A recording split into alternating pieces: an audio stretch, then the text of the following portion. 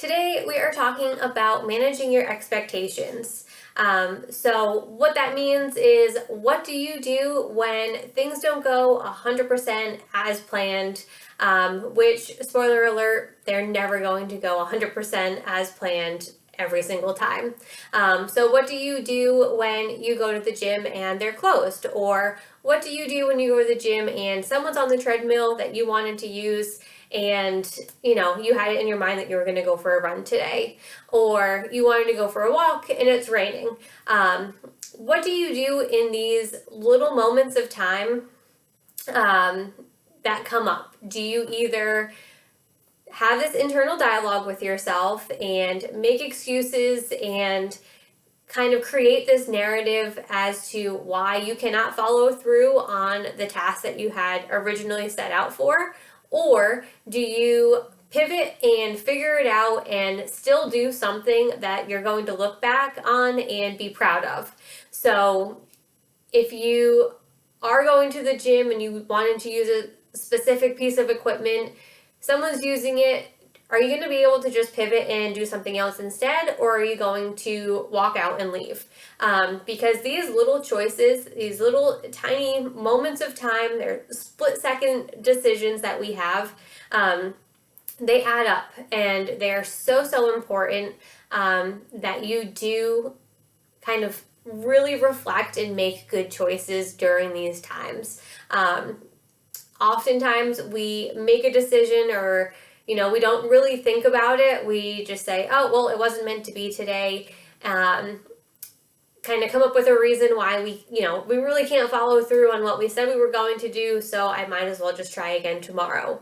Instead, making the conscious choice to do something else instead, that when you look back on the activity, you're proud of yourself. It might not be exactly what you originally wanted to do, but you're still happy with the outcome, you're proud of the result, and you kind of move on with your day. And the benefit of doing this, the benefit of making these good, positive choices, is that over time it gets easier. Over time, you aren't going to really need to stop and reflect and think about it. It's going to be a split-second decision in figuring something out and coming up with plan B. So I just wanted to bring it to your mind and have you really think about it, because like I said, it's not something that we often think about. We often kind of already have this internal dialogue and saying it wasn't meant to be. That's kind of what we're programmed to do. So instead, taking the time to reflect is going to reprogram your brain into, what can I do instead? Let's pivot. Let's figure it out. So the next time you are in one of those situations where things didn't go as planned, and I promise you it's going to happen probably at some point this week, what do you do? I challenge you to really reflect and make the good choices, make the positive choices, so that you look back on your week and you're proud of yourself and you're further along than you would have been otherwise. So that's all I have for you today.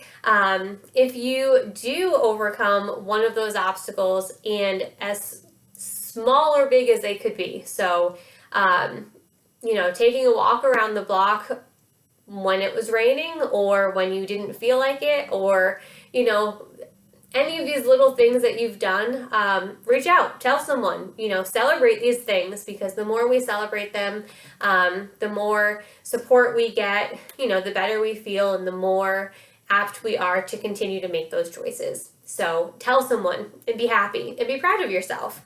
So that's all I have, and I hope you have a great week, and I hope that you take this with you moving forward through all of the ups and downs and obstacles that you will kind of fall into in life.